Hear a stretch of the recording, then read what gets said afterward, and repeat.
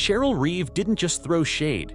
She launched a full-blown thunderstorm on the Indiana Fever and every coach within a 100-mile radius of the All-Star vote. We are disappointed in the coaches voting with regard to their selections for All-Stars. I don't know why only Fee and Courtney are All-Stars when you have best team in the league by a few games. There are teams that are below us in the standings by a lot that have 3 All-Stars. If you thought the drama in the WNBA couldn't get any messier, think again. Coach Reeve showed up like she was coaching Game 7 of the NBA Finals, and apparently the opponent was the ballot box. Congratulations to the Liberty on their first championship. Been around, I don't know, how long has the league been around? 28 years? It took them 28 years. Congrats to them, you know? It started when she was asked a simple question about Caitlin Clark and whether there was any regret not picking her for Team USA. There was also quite a bit of bitterness coming from Team USA's coach Cheryl Reeves when she was asked pretty much any questions about Caitlin Clark. And she was asked if there was any second guessing from her on Caitlin Clark not making the team, and she very just spitefully says no. Doesn't elaborate on it, just says no. For me? Yeah. No. And it's funny to me how even she coached this game, because if you didn't think Caitlin Clark was the caliber of player that she is, then why would you feel the need to face guard her? Her answer? One icy no. That's it. No explanation, no elaboration, just the emotional equivalent of slamming the door shut while someone's still talking. But here's where the plot thickens like week-old oatmeal. Reeve didn't just stop at silence. She took the pettiness to Olympic levels. Ironic, right? Because this is the same coach who helped keep Clark off the Olympic roster, and now she was about to coach Clark in the All-Star game? You could practically hear the universe laughing. And as if the awkward tension wasn't enough, Caitlin Clark decided she had time for drama this week. During the All-Star draft, she pulled a move straight out of the LeBron James playbook and traded coaches. That's right. She swapped out Cheryl Reeve like an underperforming 2K card and picked Sandy Brondello instead. Let's just say the trade wasn't subtle. It was the basketball version of changing the Netflix password after a breakup, and fans loved every second of it. And I'm like, dang, who are they going to trade? I wouldn't trade anybody. And of course, Caitlin came up saying, you know, I'm fine, I wouldn't trade anybody. But we can trade these coaches. Start with you here, Caitlin. You said you might be aggressive on the trade market once this opened up. Is there any player that you're looking to get to? To be completely honest, I love my team. I don't know if this is in the rules. I don't really care. But I think we've already discussed we are going to trade coaches. Fee's going to take her coach, Sandy Brondello. Let's get it. Oh. It's going to be amazing. Sorry, WNBA, if that's not in the rule. Sorry, ESPN, if that's not in the rules, but we just made it a rule. So, Sandy Brondello, come on over. Whoa! Let's get to it. Clark ended up with all her Indiana Fever teammates, Aaliyah Boston, Kelsey Mitchell, the whole crew. Basically, Team Clark became Team Fever, while Cheryl Reeve was left coaching Nafisa Collier's team and pretending like that wasn't personal. Meanwhile, Coach Reeve was throwing a full-on tantrum disguised as a press conference. She started ranting about fairness, balance, and how her own players were snubbed in the reserve voting. That's why they, selected her. Historically, teams at the top get minimum of 3, oftentimes 4. But the energy? It wasn't concerned coach. It was mom yelling at the store clerk because her expired coupon got denied. And just when you thought it couldn't get any more uncomfortable, it did. Cheryl wasn't just salty. She was Himalayan salt mine levels of pressed. She complained about the system, about the votes, about the attention Clark was getting. But here's the kicker. Her team got schooled by the Fever in the Commissioner's Cup just days before. So it wasn't just a vote snub, it was scoreboard revenge. Reeve wasn't mad about fairness. She was mad about losing. She was mad about the spotlight moving, and she was especially mad that a 22-year-old with highlight reels and sneaker deals was now the face of a league she thought she controlled. Facts. Now, this Christine Brennan on the same show. Tweets had everything to do with Caitlin Clark. She failed to tell you guys that she put the hashtag, the W is more than one player. She tweeted that out at a 22-year-old just starting out, and she's in her, a 50-something-year-old woman. Shame on her for that. I mean, we all mentor 22-year-olds or know them. I mean, just that alone, just doing that alone, as if, the W is more than one player. Now this is where things go from awkward to absolutely hilarious. See, Cheryl Reeve didn't just get traded like a backup point guard. She got publicly benched by a player, and not just any player. Caitlin Clark, the woman who she refused to let play on Team USA.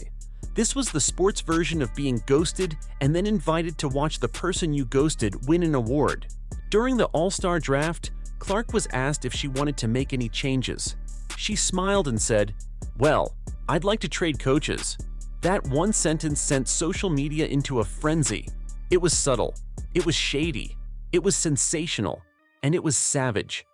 Bruh, tell me y'all just saw Caitlin Clark destroy Cheryl Reeves on national TV. Oh man, Cheryl Reeve got fired on her day off. This is crazy. I think we've already discussed we are going to trade coaches. He's gonna take her coach. Imagine getting denied a date and then being asked to be their +1 to prom. That's what just happened to Cheryl Reeve. But let's not forget, this wasn't random. The WNBA didn't spin a wheel to pick coaches. Cheryl Reeve was assigned to Team Clark because her Minnesota Lynx had the best record. Which, fine, you earned that, Cheryl. But then to throw a fit about the All-Star reserves because your players didn't make the cut? Come on now. This wasn't about justice, it was about jealousy. And it's not even subtle jealousy. Reeve literally went on a rant about how the All-Star selection process was flawed and how coaches should have more influence over the votes. But the truth? Coaches did vote, and it still didn't go her way. That's like asking for a do-over after losing an Uno because you didn't like the cards. But the twist that really had fans howling?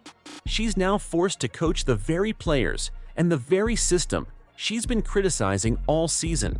It's like if Doc Rivers had to coach James Harden after saying he didn't belong in the Hall of Fame. She literally just went for vibes. She went for vibes. Not only that, she traded her coach away. She traded her coach away because she didn't want to play for Cheryl Reeve. Fee takes, and I quote, "We're taking the me-bound in Angel Reese." To add insult to injury, Team Clark is literally a fever reunion tour. Aaliyah Boston, Kelsey Mitchell, and Clark are all on the same squad, and they're playing in Indianapolis.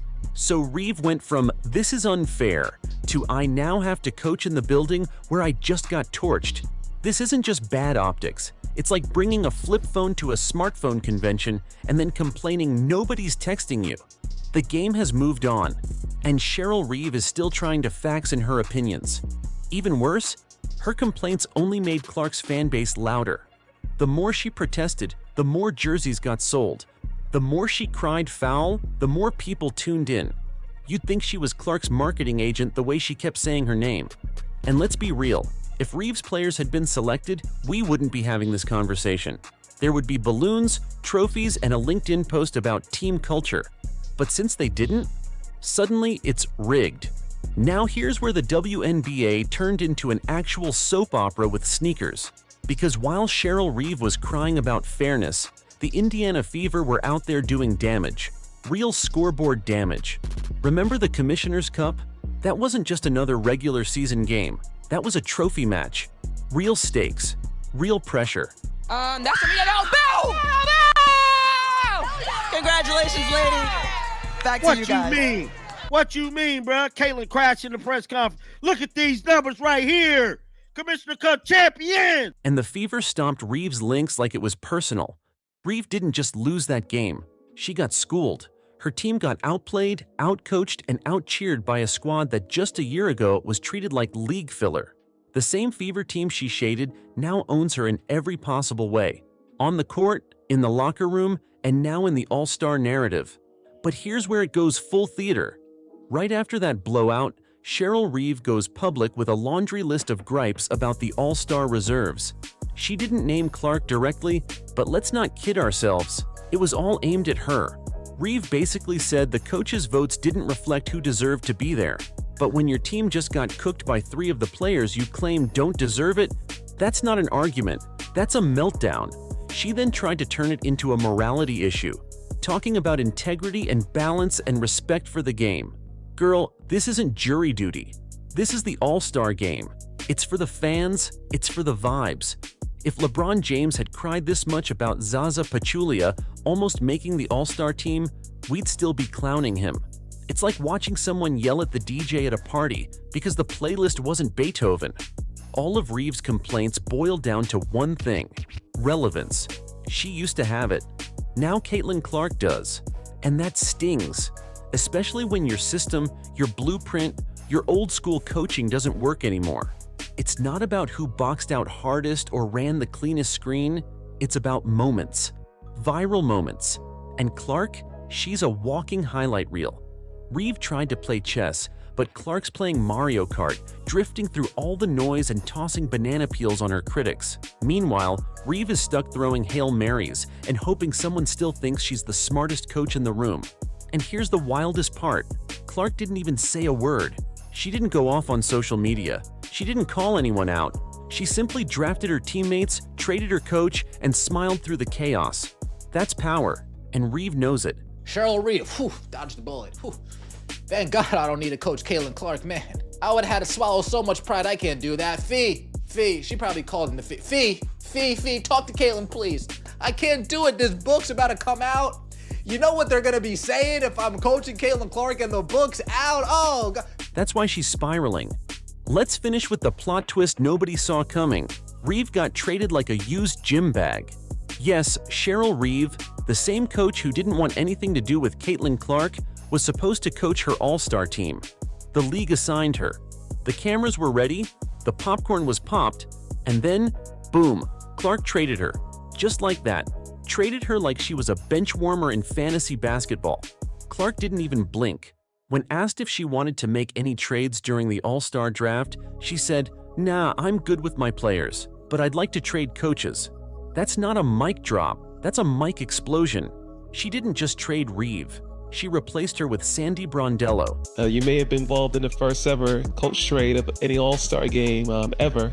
Just want to get your thoughts on that. And I got traded, yes. My son hit me up after he goes, I've created history. This is awesome, I got traded as a coach. But look, I get to coach with Sabrina. I'm on Caitlin Clark's. Head coach of the New York Liberty. And here's the kicker. Reeve ends up coaching Team Nafessa Collier instead, her own player on the Minnesota Lynx, so now she's forced to cheer for the other squad while watching Clark run the team that was originally hers. In her own words, "I can't coach her. I can't do it."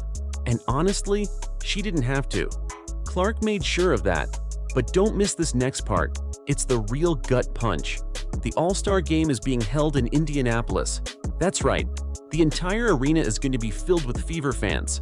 So not only is Reeve off Clark's team, she's now coaching against her in a stadium that's going to sound like a playoff game.